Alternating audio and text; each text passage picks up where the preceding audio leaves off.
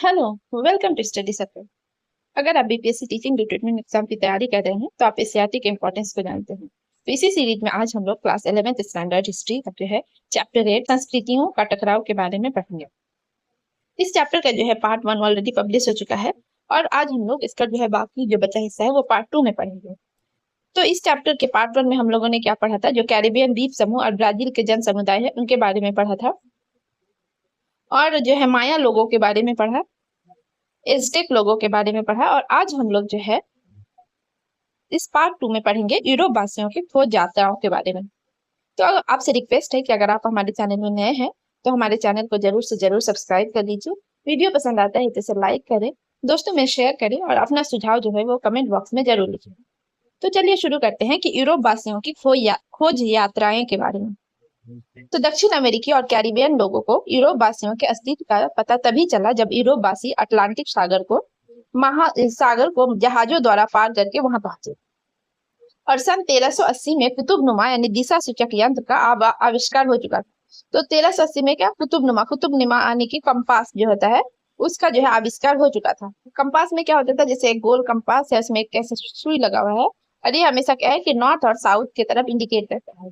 तो इसका जो आविष्कार हुआ है वो कब हुआ था, सन 1380 में हुआ था और इससे क्या है कि यात्रियों को खुले समुद्र में दिशाओं की सही जानकारी लेने में सहायता मिल सकती थी। लेकिन उसका इस्तेमाल 15वीं शताब्दी में ही जाकर हो पाया और जब लोगों ने क्या है कि अनजान मुल्कों की ओर दुस्साहसिक समुद्री यात्राएं की थी। और इस समय तक समुद्री यात्रा पर ले जाने वाले यूरोपीय जहाजों में भी क्या होता कि काफी सुधार हो चुका था और बहुत बड़े बड़े जहाजों का निर्माण होने लगा था। और ये बड़े बड़े जहाज क्या करते थे कि विशाल मात्रा में माल की ढुलाई करते थे, साथ ही आत्मरक्षा के लिए यह अस्त्र शस्त्रों से भी लैस होते थे ताकि जब शत्रुओं का आक्रमण का मुकाबला किया जा सके। तो पूरी 15वीं सदी के दौरान यात्रा वृत्तांतों और सृष्टि वर्णन तथा भूगोल की पुस्तकों के प्रसार ने लोगों में जो है व्यापक रुचि उत्पन्न की थी। तो यहाँ पर एक बहुत इंपॉर्टेंट है सृष्टि शास्त्र या कॉस्मोग्राफी के बारे में। तो विश्व का मानचित्र तैयार करने का विज्ञान को क्या कहते हैं हम लोग, सृष्टि शास्त्र या कॉस्मोग्राफी कहते हैं। इसमें स्वर्ग और पृथ्वी का दोनों का वर्णन किया जाता था, लेकिन इसे क्या है भूगोल और खगोल से जो है एक अलग प्रकार का शास्त्र माना जाता था। आगे हम लोग पढ़ेंगे कि 1477 ईस्वी में 1477 में टॉलेमी की ज्योग्राफी नाम की जो पुस्तक है वो क्या है कि 1300 वर्ष पहले लिखी गई थी, या फिर ये कह सकते हैं कि प्रिंटेड या मुद्रित हुई थी और इसीलिए लोगों द्वारा व्यापक रूप से इसको पढ़ी गई। और मिस्रवासी टॉलेमी ने क्या किया कि विभिन्न क्षेत्रों की स्थिति को अक्षांश और देशांतर रेखाओं के रूप में व्यवस्थित किया। तो यहाँ पे बहुत इंपॉर्टेंट है कि जो विश्व के जो है कि स्थिति को अक्षांश और देशांतर रेखाओं के रूप में व्यवस्थित सबसे पहले किसने किया था, तो ये थे टॉलेमी। और टॉलेमी कहाँ के रहने वाले थे, मिस्र के रहने वाले थे। और उन्होंने क्या है उनका जो है सबसे जो क्या कंट्रीब्यूशन कह सकते हैं उसको कि 1477 में टॉलेमी ने एक बुक लिखा था ज्योग्राफी नाम का और इसी किताब में ये सब उन्होंने मेंशन किया है, इसीलिए इसको टॉलेमी को जो है फादर ऑफ ज्योग्राफी भी कहा जाता है। इन विवरणों को पढ़ने से यूरोप वासियों को दुनिया के बारे में कुछ जानकारी मिली जिसे उन्होंने 3 महाद्वीपों यानी यूरोप, एशिया, अफ्रीका में बटा हुआ समझा जाता है। टॉलेमी ने बताया था कि दुनिया गोल या स्फेरिकल है, लेकिन उसने महासागरों की चौड़ाई को जो है काफी कम आंका था। लेकिन उसके ज्योग्राफी बुक में एक प्रॉब्लम थी, वो क्या था कि उन्होंने क्या है कि अपने किताब से जो है पूरे यूरोप वासियों को दुनिया के बारे में तो बताया, लेकिन उन्होंने जो 3 महाद्वीपों के बारे में बताया, यानी कि जो यूरोप, एशिया और अफ्रीका के बारे में बताया, तो उनको लगा कि जो पूरी दुनिया है सिर्फ इन्हीं 3 महाद्वीपों में बटा हुआ है और उनको सब लगा कि दुनिया जो है वो गोल है। लेकिन महासागर की जो चौड़ाई है उसके बारे में उसको मतलब एग्जैक्ट आइडिया नहीं था और उसको काफी कम उसने समझा। यूरोप वासियों को इस बात का कोई अंदाजा नहीं था कि अटलांटिक के दूसरी ओर भूमि पर पहुंचने के लिए उन्हें कितनी दूरी तय करनी होगी, क्योंकि ये सोचते थे कि यदि दूरी बहुत कम होगी, इसीलिए उनमें से जो है कई बिना सोचे समझे समुद्रों में उतरने के लिए सदा जो है वो उतारू रहते थे।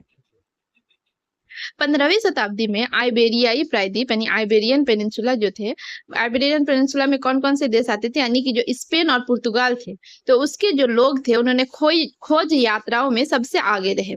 और पहले इतिहासकार क्या है इन समुद्री यात्राओं को जो है खोज यात्रा कहा करते थे, परंतु बाद में उन्होंने ऐसा कहना छोड़ दिया।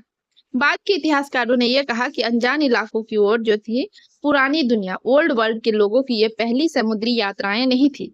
पहले भी अरब, चीनी और भारतीय यात्राएं और प्रशांत द्वीप समूह के जो थे पोलिनेशियन तथा माइक्रोनेशियन नाविक अपने समुद्री जलयानों में बैठकर बड़े बड़े महासागरों के आर पार जा चुके थे। उनमें से एक थे जो थे नॉर्वे के, कौन थे, जलदस्यु यानी कि वाइकिंग्स जो थे, वाइकिंग्स के बारे में अभी हॉलीवुड में बहुत सारी मूवीज बन चुकी है।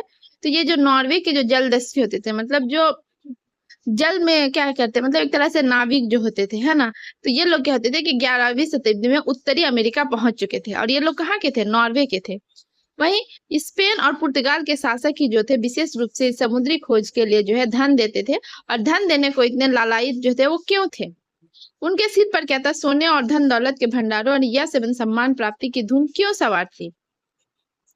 तो इसका आंसर यह है कि दरअसल ये आर्थिक, धार्मिक और राजनीतिक तीन प्रकार के मिले जुले कारणों से क्या है कि इस कार्य के लिए प्रेरित हुए। मतलब आर्थिक कारण भी था, धार्मिक कारण भी था और राजनीतिक, इन तीनों के कारण क्या कहते हैं कि वो लोग और क्या है धन इकट्ठा करना चाहते थे। और इसीलिए स्पेन और पुर्तगाल के शासकों ने क्या है कि समुद्री खोज को या फिर समुद्री यात्राओं को बढ़ावा देने के लिए उन्हें क्या है आर्थिक रूप से मदद किया। 14वीं शताब्दी में क्या हुआ कि 14वीं शताब्दी के मध्य से 15वीं शताब्दी के मध्य तक यूरोप की अर्थव्यवस्था की जो है गिरावट के दौर से गुजर रही थी। प्लेग और युद्धों ने क्या है यूरोप के अनेक भागों में आबादी को उजाड़ दिया था, और व्यापार में क्या है मंदी आती गई। वहां सोने तथा चांदी की कमी आ गई, जो कि उन दिनों यूरोप में सिक्के बनाने का काम आती थी। और ये स्थिति जो है इससे पहले, मतलब कब, 11वीं शताब्दी से मध्य 14वीं शताब्दी तक की क्या थी कि उस स्थिति से जो थे वो बिल्कुल विपरीत थी, डिफरेंट भी था। और बढ़ते हुए व्यापार ने क्या कहते हैं कि इटली के नगर राज्यों को समृद्ध बना दिया था, और उसके चलते जो है बहुत पूंजी संचय भी हुआ था। लेकिन ट्विस्ट कब आता है कि 14वीं शताब्दी के बाद दशकों में लंबी दूरी के व्यापार में जो है गिरावट आ गई, और 1453 में जब तुर्कों का क्या है कि कॉन्स्टेंटिनोपोल की विजय के बाद तो वो और भी क्या है मुश्किल हो गया। इटली वासियों ने किसी तरह तुर्कों के साथ व्यवसाय करने का इंतजाम तो कर लिया था, पर उन्हें व्यापार पर क्या था कि बहुत अधिक कर देना पड़ता था।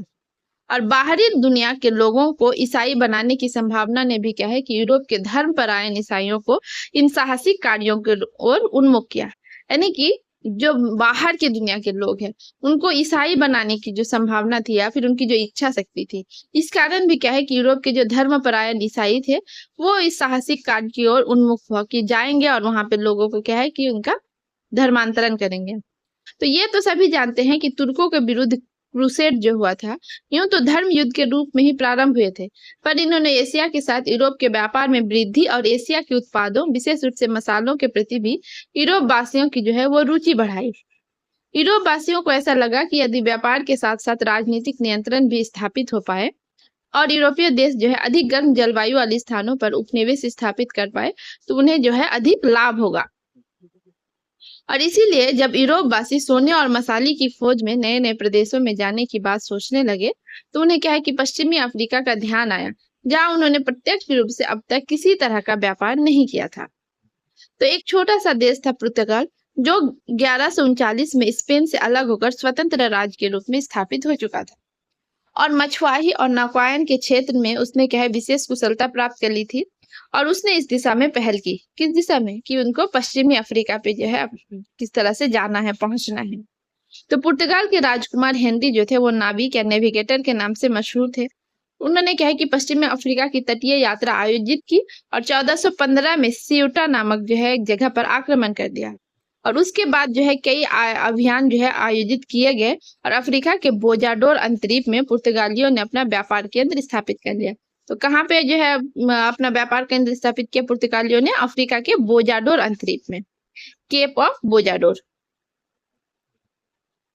तो अफ्रीकियों को पकड़ पकड़ कर फिर क्या है कि गुलाम बनाया जाने लगा, और स्वर्ण धूलि, जो वहां पे जो स्वर्ण थे, धूलि थी, मतलब जहां से सोना निकाला जा सकता था, तो स्वर्ण धूलि को साफ कर करके जो है सोना तैयार किया जाने लगा। और स्पेन में आर्थिक कारणों ने लोगों को महासागरी शूरवीर यानी कि नाइट्स ऑफ द ओशियन बनने के लिए जो है वो प्रोत्साहित किया। धर्म युद्धों की याद और रिकॉन्क्विस्टा की सफलता ने क्या है निजी महत्वाकांक्षाओं को उत्तेजित कर दिया और उन इकरारनामों की शुरुआत की जिन्हें क्या है कैपिटुलेशन कहा जाता था। तो कैपिटुलेशन क्या होता है? तो इन इकरारनामों के तहत क्या है स्पेन का शासक नए जीते हुए इलाकों पर क्या करता था, अपनी प्रभुत्व सत्ता जमा लेता था, और उन्हें जीतने वाले अभियानों के नेताओं को पुरस्कार के रूप में पदवियां और जीते गए देशों पर जो है वो शासन अधिकार देता था। यानी कि कैपिटुलेशन वो होता है, वो इकरारनामा होता था जिसमें क्या होता था, जैसे स्पेन का राजा है, कोई किंग है, तो उसने क्या है किसी एक समुद्री यात्रा में किसी एक टीम को क्या है कि भेजा, है ना। तो उस टीम लीडर के साथ उन्होंने इकरार किया कि अगर तुमने उस जगह को जीत लिया तो उसमें क्या है कि तुम जीत लिया, तो उसमें क्या है कि तुमको उसके लिए एक टाइटल भी मिलेगा और जीते गए जो देश है उसमें तुमको शासन करने का अधिकार भी मिलेगा।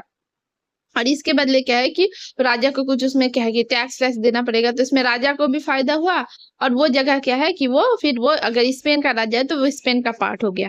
तो यही है कैपिटुलेशन। तो यहाँ पर जो है एक इम्पोर्टेंट है कि रिकॉन्क्वेस्टा, जिसके बारे में यहाँ पे हम लोग पढ़े रिकॉन्क्विस्टा, तो इसका अर्थ क्या है? तो रिकॉन्क्विस्टा का अर्थ है पुनर्विजय, यानी कि ईसाई राजाओं द्वारा आइबेरियन प्रायद्वीप पर प्राप्त की गई सैनिक विजय को क्या कहते हैं? रिकॉन्क्विस्टा कहते हैं। और इसके द्वारा क्या हुआ था कि इन राजाओं ने 1492 में इस प्रायद्वीप को अरबों के कब्जे से छुड़ा लिया था।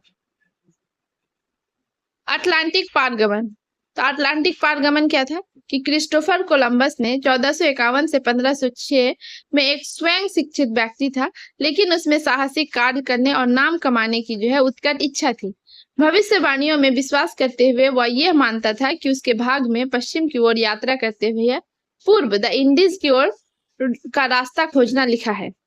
और वह क्या है कार्डिनल पियर डियली द्वारा 1410 में लिखी गई थी। तो कार्डिनल पियरे डेली के द्वारा 1410 में लिखी गई बुक जो थी, उनका नाम क्या था? इमागो मुंडी। और उसमें वो किस चीज के लिए फेमस थी? खगोल शास्त्र और भूगोल की बुक थी। और उसी से क्या है वो बहुत प्रेरित हुआ। कौन? Christopher Columbus. लेकिन क्या है उसने इस संबंध में पुर्तगाल राजा के समक्ष जो है अपनी योजनाएं प्रस्तुत की, लेकिन वह मंजूर नहीं हुई। पर सौभाग्य से स्पेन के प्राधिकारियों ने उसकी एक साधारण सी योजना स्वीकार कर ली और वह उसे पूरा करने के लिए 3 अगस्त 1492 को पालोस के पत्तन से अपने अभियान पर जहाज द्वारा रवाना हो गया। लेकिन कोलंबस और उनके साथी जो है अनुमान से अधिक लंबी चलने वाली अटलांटिक यात्राओं के लिए जो है वो तैयार नहीं थे। उनका बेड़ा क्या था कि छोटा सा था, जिसमें सांता मारिया नाम की एक छोटी नाव, यानी कि एक छोटी नाव और 2 कैरावल, छोटे जिसे क्या कहते हैं छोटे हल्के जहाज। और कैरावल का क्या नाम था? पिंटा और नीना था। और जो छोटा सा बेड़ा था उसको क्या कहते हैं? छोटी नाव कहते हैं। और उसका नाम क्या कहते हैं? उसको सांता मारिया था। सांता मारिया का कमान जो था स्वयं कोलंबस के हाथों में थी और उसमें क्या थे? 40 कुशल नाविक थे। यात्रा पर जाते समय अनुकूल व्यापारिक हवाओं के सहारे उनका बेड़ा जो है आगे बढ़ता जा रहा था, लेकिन रास्ता लंबा था। 33 दिनों तक बेड़ा तैरता हुआ आगे से बढ़ता गया, मगर तट के दर्शन नहीं हुए। ऊपर आकाश था तो नीचे समुद्र, और अब तो उसके नाविक जो है वो बेचैन हो उठे। उनमें से जो है कुछ तुरंत वापस चलने की जो है वो मांग करने लगे। आखिर क्या था कि फाइनली 12 अक्टूबर 1492 को उन्हें जमीन दिखाई दी और जिसे क्या है कोलंबस ने भारत समझा, लेकिन वह स्थान बहामा द्वीप समूह का गुआना हानी द्वीप था। तो कौन सा द्वीप था वो? बहामास जो द्वीप समूह है, बहामास आइलैंड, उसका जो है गुआना हानी जो था आइलैंड या गुआना हानी द्वीप था। तो ये कहा जाता है कि इस द्वीप को बहामा नाम भी क्या है कोलंबस के द्वारा ही दिया गया था, क्योंकि वो चारों ओर से क्या था कि छिछले समुद्र थे, जिसे छिछला समुद्र था। और छिछला समुद्र को स्पेनिश में क्या है बाजामार कहा जाता है। और बाजामार को ही जिन्होंने क्या है कि यहाँ पे उसको क्या है कि वो नाम जो है वो बिगड़ गया और यहाँ पे बहामा नाम पड़ गया। और गुआना हानी में इस बेड़े के नाविकों का क्या है कि अरावाक लोग जो थे, जिनके बारे में हम लोग पार्ट 1 में पढ़ चुके हैं, तो क्या है इन अरावाक लोगों ने स्वागत किया। अरावाक लोग कैसे थे कि अरावाक लोग जो थे वो बहुत शांति प्रिय थे और उन्होंने दोस्ती का हाथ बढ़ाया। अपना खाने पीने का सामान जो है वो नाविकों के साथ मिल बांट कर खाया। वस्तुतः क्या है कि कोलंबस उनकी इस उदारता से बहुत प्रभावित हुआ। उसने इस बारे में जो है अपने रोजानामचे यानी कि जो डायरी है उसमें लिखा। उसमें क्या लिखा कि ये जो अरावाक लोग थे वो लोग क्या थे कि इतने ज्यादा उदार और सरल स्वभाव के लोग हैं कि अपना सब कुछ देने को तैयार है। वे कभी इनकार नहीं करते, बल्कि वे क्या है सदा बांटने को तत्पर रहते हैं और इतना अधिक प्यार जताते हैं कि मानो उनका प्यार भरा कलेजा ही जो है वो बाहर निकल आएगा। कोलंबस ने क्या है कि गुआना हानी में स्पेन का झंडा गाड़ दिया और उसने इस द्वीप का नया नाम रखा। क्या नाम रखा? San Salvador. तो ये क्या है कि गुआना हानी का नाम रखा कोलंबस ने। और वहां उसने क्या एक सार्वजनिक उपासना करवाई और स्थानीय लोगों से बिना पूछे ही अपने आप को वायसराय घोषित कर दिया। तो ये हम लोग जो है वहां पे कौन सा एक इकरारनामा के बारे में पढ़े थे? कैपिटोलोसियन के बारे में पढ़े थे। तो उस इकरारनामे में था कि जो वहाँ मतलब जो लीडर रहेगा नाव का, है ना, समुद्री यात्रा का, वो क्या है कि वहां पे वो सत्ता मतलब उसको पाएगा या फिर वहां शासन कर सकेगा। तो इसी मतलब कैपिटोलेशन के इकरारनामे के अकॉर्डिंग उसने क्या किया, अपने आप को वहां का जो है वायसराय घोषित कर दिया। और इसके लिए उसने जो है जो अरावाक लोग या किसी से भी उसने पूछना जरूरी नहीं समझा। और फिर क्या किया उसने कि उसने बड़े द्वीप समूह जो था, क्या नाम था? क्यूबा नैस्कैन, जिसे क्या है कि क्यूबा अभी नाम से जाना जाता है, उसको उसने क्या है जापान समझा। और किसका जो नया नाम था, किसका, हिस्पैनियोला का, जो पुराना नाम क्या हिस्पैनियोला, जो गुआनाहानी के पास में था, तो उसको क्या है कि किस किया। और इसको क्या है कि जो आज दो देशों हाइती और डोमिनिकन रिपब्लिक जो है बटा हुआ है, तो जो हाइती और डोमिनिकन रिपब्लिक है अभी, तो किस किया और हिस्पैनियोला जो है वो समझा था। और तक आगे बढ़ने के लिए इन स्थानीय लोगों का सहयोग प्राप्त किया। और यद्यपि क्या है सोना तत्काल उपलब्ध नहीं था, लेकिन खोजकर्ताओं ने सुन रखा था कि सोना जो है हिस्पैनियोला में भीतरी क्षेत्र के पहाड़ी जलधाराओं में मिल सकती है। तो कोलंबस तो वो धान और सोने की खोज में ही गया था, तो वो सोना का खोज करने लगा। तो उसने ये सुन रखा था कि सोना जो है वो हिस्पैनियोला में है, लेकिन कहाँ है कि भीतरी क्षेत्र के पहाड़ी जलधाराओं में मिल सकता है। लेकिन कोलंबस और उसके साथी जो इस संबंध में आगे कुछ और करते, उसके पहले ही उनका जो है अभियान दुर्घटनाओं में फंस गया। और खूंखार जो था वो कैरिब कबीलों की प्रचंडता का भी उन्हें सामना करना पड़ा। तो जो कैरिब कबीले थे वो क्या थे, बहुत ही खूंखार थे, और उनसे क्या है कि उनको सामना करना पड़ा। नाविक क्या है कि जल्दी से जल्दी घर लौटने के लिए अधीर हो गए। और वापसी यात्रा जो है अधिक कठिन साबित हुई, क्योंकि क्या है कोलंबस के जहाजों को दिमक लग गई थी, और नाविकों को थकान और घर की जो है याद सताने लगी थी। और इस संपूर्ण यात्रा में जो है इनको कितना टाइम लगा था, कुल 32 सप्ताह लगा था। और आगे चलकर जो है कोलंबस ने ऐसी 3 और यात्राएं आयोजित की गई, और जिसके दौरान कोलंबस ने बहामा और बृहत्तर मतलब जो ग्रेटर एंटीलीज है उसके द्वीपों और दक्षिण अमेरिका की जो मुख्य भूमि उसके तटवर्ती इलाकों में अपना खोज कार्य जो है पूरा किया। परवर्ती यात्राओं से कोलंबस को यह पता चला कि इन स्पेनी नाविकों ने जो है इंडीज नहीं बल्कि एक नया उपमहाद्वीप को खोज निकाला है। और कोलंबस की जो ये विशेष उपलब्धि ये रही कि उसने जो है अनंत समुद्र की सीमाएं खोज निकाली, और ये करके दिखाया कि यदि 5 सप्ताहों तक व्यापारिक हवाओं के साथ साथ यात्रा की जाए तो पृथ्वी के गोले के दूसरी ओर पहुंचा जा सकता है। और अक्सर जगहों को जो है उन्हें खोजने वालों के अनुसार जो है वो नाम दिया जाता है। इसीलिए ये एक अजीब बात है कि कोलंबस की स्मृति में समस्त जो है वो अमेरिका महाद्वीप को नहीं, बल्कि संयुक्त राज्य अमेरिका के एक छोटे से जिले में और दक्षिणी अमेरिका के पश्चिमोत्तर भाग में स्थित जो एक देश है जिसका नाम है कोलंबिया का नामकरण किया गया, जबकि वह इन दोनों इलाकों में से किसी एक में भी नहीं गया था। उसके द्वारा खोजे गए जो 2 महाद्वीप उत्तरी और दक्षिण अमेरिका का नामकरण किसके अकॉर्डिंग हुआ है, तो वो थे फ्लोरेंस जो थे। फ्लोरेंस के जो एक भूगोलवेत्ता थे उनका नाम था अमेरिगो वेस्पुच्ची, उसके नाम पे क्या था कि अमेरिका का नाम पर किया गया। और जिसने क्या है उनके विस्तार का अनुभव किया और उन्होंने नई दुनिया या न्यू वर्ल्ड के नाम से संबोधित किया था। तो अमेरिगो वेस्पुच्ची ने जो है जो दक्षिण अमेरिका उत्तरी और दक्षिण अमेरिका जो है उस क्षेत्र को न्यू वर्ल्ड का नाम दिया था। और उनके लिए क्या है कि लेकिन बाद में क्या है कि उन्हीं न्यू वर्ल्ड के लिए अमेरिका नाम का जो प्रयोग सर्वप्रथम एक जर्मन प्रकाशक के द्वारा 1507 में किया गया। तो नाम दिया गया किसके द्वारा, जर्मन प्रकाशक के द्वारा, किसके नाम पे, अमेरिगो वेस्पुस्सी के नाम पे। अमेरिगो वेस्पुस्सी ने क्या है कि इन जो क्षेत्रों को न्यू वर्ल्ड के नाम से पुकारा था, लेकिन एक्चुअली इसको खोजा था कोलंबस ने, लेकिन कोलंबस के नाम पर इसका नाम नहीं रखा गया, जबकि संयुक्त राज्य का एक बहुत छोटा सा जिला था, है ना, उसमें उसी को जो है बाद में एक देश बना दिया कोलंबिया नामक देश, और उसके कोलंबस के नाम पे कोलंबिया देश का नाम रखा गया। और इसमें एक बहुत इंटरेस्टिंग ट्विस्ट है कि कोलंबिया जो जगह है वहां कोलंबस कभी गए ही नहीं है। अब पढ़ेंगे कि अमेरिका में जो है स्पेन के साम्राज्य की स्थापना कैसे हुई। तो स्पेनी साम्राज्य का जो विस्तार है वो बारूद और घोड़ों के इस्तेमाल पर आधारित सैन्य शक्ति के बदौलत हुआ। स्थानीय लोगों को या तो नजराना देना पड़ता था या फिर सोने व चांदी के खानों में जो है वो उनको काम करना पड़ता था। और विशेष बात यह थी कि वहां जो है प्रारंभ में खोज के बाद छोटी सी बस्ती बसानी पड़ती थी, और जिसमें रहने वाले स्पेनी लोग क्या है कि स्थानीय मजदूरों पर निगरानी रखते थे। स्थानीय प्रधानों को कहे नए नए प्रदेश और संभव हो तो सोने के नए नए स्रोत खोजने के लिए जो है भर्ती किया जाता था। और सोने के लालच से क्या है कि बहुत गंभीर हिंसक घटनाएं भड़की, और जिनका क्या स्थानीय लोगों ने प्रतिरोध किया। स्पेनी विजेताओं के कठोर आलोचक कौन थे, जैसे कैथोलिक भिक्षु जो या प्रायर जो थे, वो उनमें कौन थे कि बार्टोलोम डी लास कैसस नामक एक व्यक्ति थे। तो उन्होंने कहा कि जो स्पेनी उपनिवेशक जो है वो अक्सर अपनी तलवारों की धार जो है वो अराबाको के नंगे बदन पर आजमाते हैं। ये किसने कहा, बार्टोलोम डी ला कैसस ने। और बार्टोलोम डी लास कैसस जो थे वो क्या थे, एक कैथोलिक भिक्षु या फ्रायर थे। जब सैनिक दमन और बेगार का तांडव हो रहा था, तभी महामारी की जो है विनाश लीला ने नया मोर्चा खोल दिया। पुरानी दुनिया की बीमारियों विशेषतः चेचक ने क्या किया था कि अरावक लोगों पर कहर ढा दिया, क्योंकि उनमें क्या कि अरावक लोगों में प्रतिरोध क्षमता यानी इम्यूनिटी जो है वो बहुत कम थी। और स्थानीय लोग ये मानते थे कि इन बीमारियों का कारण स्पेनियों द्वारा चलाई जाने वाली अदृश्य जो है वो गोलियां थी। अराबाको और उनकी जीवन शैली का जो है लोक निहायत खामोशियों से स्पेनियों के साथ हुए उस दुखांत मुकाबले की जो है वो याद दिलाता है। कोलंबस के अभियानों के बाद स्पेन वासियों द्वारा मध्यवर्ती और दक्षिण अमेरिका में खोज जो है बराबर चलती रही।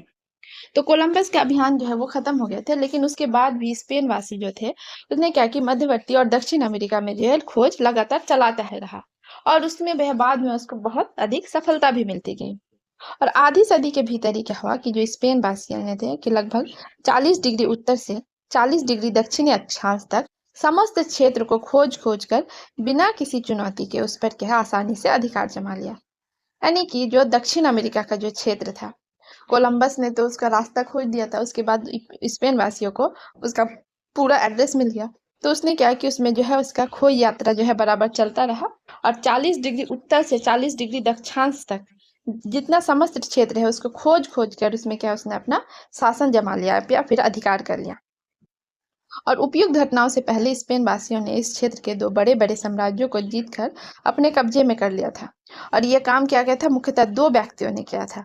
तो पहला व्यक्ति कौन थे? जो हरमन कॉर्टेस थे, और उनका टाइम पीरियड 1488 से 1547 के बीच था।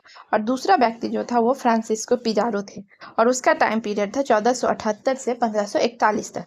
उनके अभियानों द्वारा किया गया खर्चा जो था वो स्पेन के जमींदारों, नगर परिषदों के अधिकारियों तथा अभिजातों ने उठाया था। और इन अभियानों में शामिल होने वाले ने क्या था कि जीत के बाद हासिल होने वाले अपेक्षित हिस्से के बदले अपने अपने अस्त्र शस्त्र भी मुहैया कराए थे। तो दो व्यक्ति जो थे वो बहुत इंपॉर्टेंट थे। कौन कौन थे? पहला जो थे वो थे हरमन कॉर्टेस, और दूसरा थे फ्रांसिस्को पिजारो। और इनके जो अभियान थे उसका खर्चा कौन देते थे, मतलब उसको फंड कौन करता था? तो वो करते थे जो स्पेन के जमींदार थे, नगर परिषद के जो अधिकारी होते थे, और जो एरिस्टोक्रेट या अभिजात होते थे। इन लोगों ने क्या है कि इनका खर्चा उठाते थे, और जब ये जो अभियान जो है वो जीत लेते थे, और उससे फिर जो फायदा होता था उसमें क्या है कि उनका अपेक्षित हिस्सा होता था, और उसके बदले में क्या है कि उनको अस्त्र शस्त्र भी जो है वो मुहैया कराते थे। अब हम लोग पढ़ेंगे कॉर्टेस और एज़टेक लोगों के बारे में। तो कॉर्टेस और उनके सैनिक जो थे, तो कॉर्टेस और उनके सैनिक को क्या कहा जाता था? जिन्हें कॉन्किस्टाडोर्स भी कहा जाता था। तो उन्हें क्या किया? मैक्सिको को रौंदते हुए से क्या है चुटकियों में जीत लिया था। 1519 में कॉर्टेस जो है वो क्यूबा से जो है मैक्सिको आया था। तो 1519 में जो कॉर्टेस नामक व्यक्ति था उन्होंने क्या है कि क्यूबा जो है, क्यूबा से मैक्सिको आया, और वहां उसने क्या है कि टोटोनैक्स जो है एक समुदाय था, कम्युनिटी थी, उनसे दोस्ती कर ली। टोटोनैक लोग जो थे वो एज़टेक शासन से क्या है कि वो अलग होना चाहते थे। एज़टेक शासक जो थे, एज़टेक के जो उस मोंटेजुमा ने कोर्टेस से मिलने के लिए अपना एक अधिकारी भेजा। तो एज़टेक जो शासक थे उनके जो क्या थे कि जो शासक के जो किंग थे, है ना, उनका नाम क्या था? मोंटेजुमा था। तो उन्होंने क्या है कि कोर्टेस से मिलने के लिए अपना अधिकारी भेजा।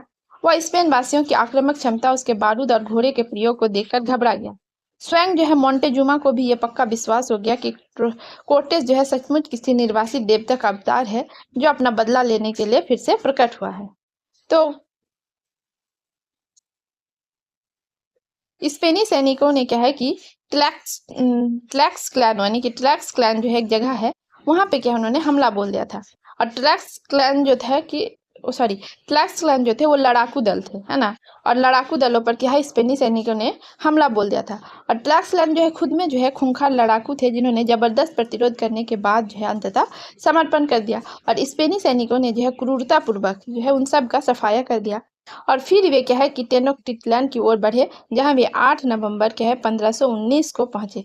तो टेनोक्टिट्लान जो था कि उनके तरफ ये लोग गए, और उनको क्या है 8 नवंबर 1519 को ट्लैक्सकैलेंस को हराने के बाद वहां पहुंचे। स्पेनी जो आक्रमणकारी थे वो टेनोक्टिट्लान के दृश्य को देखकर हक्के बक्के रह गए, क्योंकि टेनोक्टिट्लान जो था वो मैड्रिड से 5 गुना बड़ा था, और इसकी आबादी जो है स्पेन के सबसे बड़े शहर जो थे वो सेविली से क्या है 2 गुनी यानी कि पूरी 1 लाख थी। मोंटेजुमा ने क्या है कि कोर्टेस का जो है हार्दिक स्वागत किया, और एज़टेक लोग बड़े सम्मान के साथ स्पेनियों को शहर के बीचों बीच ले गए, जहां मोंटेजुमा ने क्या है कि उन पर उपहारों की वर्षा कर दी। लेकिन टेलेक्सक्लैन के हत्याकांड के बारे में जानकारी होने के कारण उसके अपने लोगों के मन में जो है वो आशंका थी।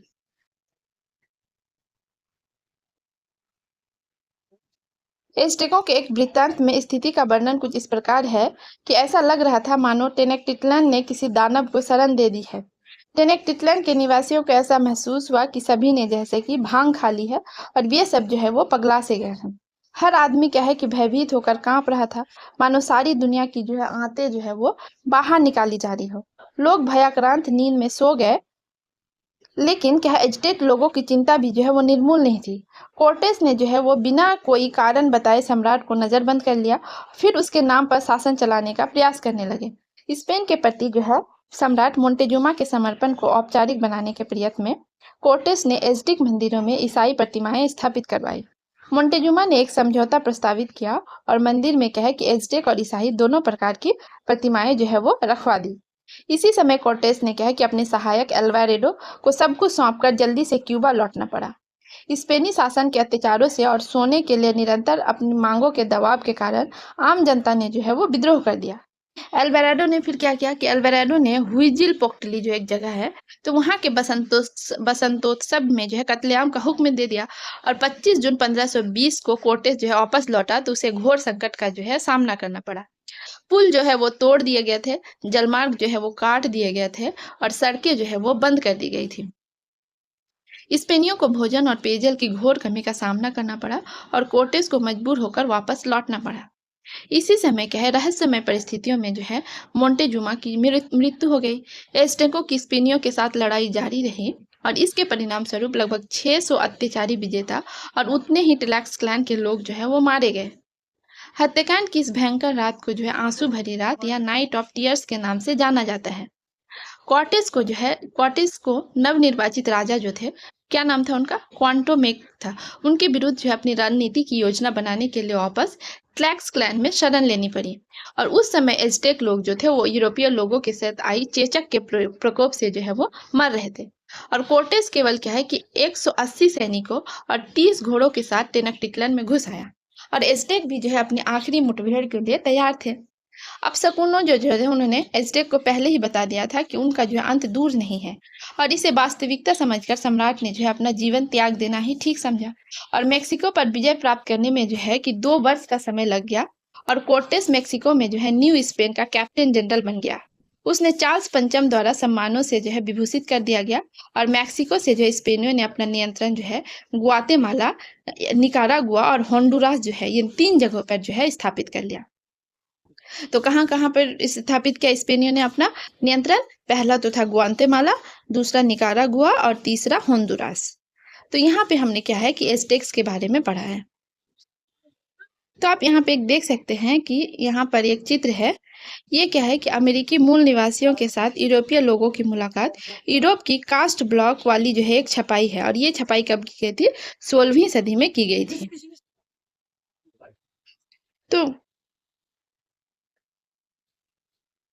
तो यहाँ पर आप देख सकते हैं कि ये जैसे कि वायसराय है, वायसराय के बारे में है। तो वायसराय क्या है?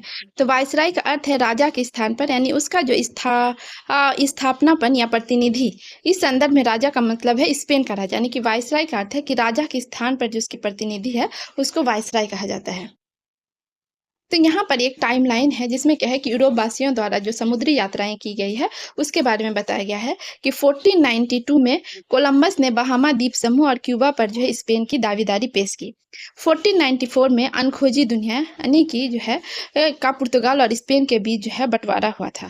1497 में एक अंग्रेज यात्री था जिनका नाम जॉन कैबोट था, उन्होंने उत्तरी अमेरिका के समुद्र तट की खोज की। 1498 में वास्को डी गामा जो है कालीकट या कोझिकोड पहुंचे। 1499 में अमेरिगो वेस्पुची ने दक्षिणी अमेरिका के समुद्र तट को देखा। 1500 में कैब्रल ने ब्राजील पर पुर्तगाल की दावेदारी की और 1513 में जो है बाल्बोआ ने पनामा स्थूमस को पार किया और प्रशांत महासागर को देखा। तो प्रशांत महासागर को सबसे पहले किसने देखा? 1513 में बाल्बोआ ने। और कैसे उन्होंने पनामा स्थूमस को जो है पार कर किया और फिर देखा।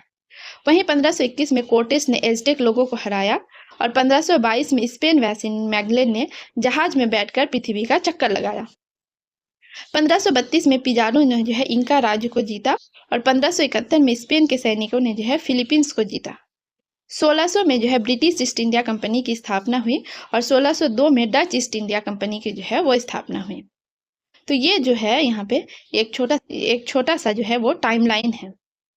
आगे जो है हम लोग एक कॉलम पढ़ेंगे जिसमें बर्नार्ड डियाज नामक व्यक्ति ने लिखा है कि और जब हमने इन सभी शहरों और गांवों को क्या है कि जल में बना हुआ या अन्य कस्बों को सूखी जमीन पर बसा हुआ देखा और ये भी देखा कि मेक्सिको नगर तक जाने के लिए क्या है कि जल में सीधा और समतल रास्ता बनाया गया है, तो क्या है कि हम दंग रह गए। ये बड़े नगर और भवन जो पानी में खड़े हुए थे सभी क्या है पत्थर के बने हुए थे और ऐसा लगता है कि मानो हम अमाडिस की कहानी की कोई अद्भुत दृश्य देख रहे हैं। और सचमुच हमारे जो कुछ सैनिक तो ये पूछ ही बैठे कि कहीं हम कोई सपना तो नहीं देख रहे हैं। तो ये किसके बारे में, जब एज़टेक के पास स्पेन लोग पहुंचे तो उनकी जो है घटना को बर्नार्ड डियाज नामक एक व्यक्ति ने मेंशन किया है। आगे जो है एक और कॉलम है जिसमें डोना मैरिना के बारे में बताया गया है।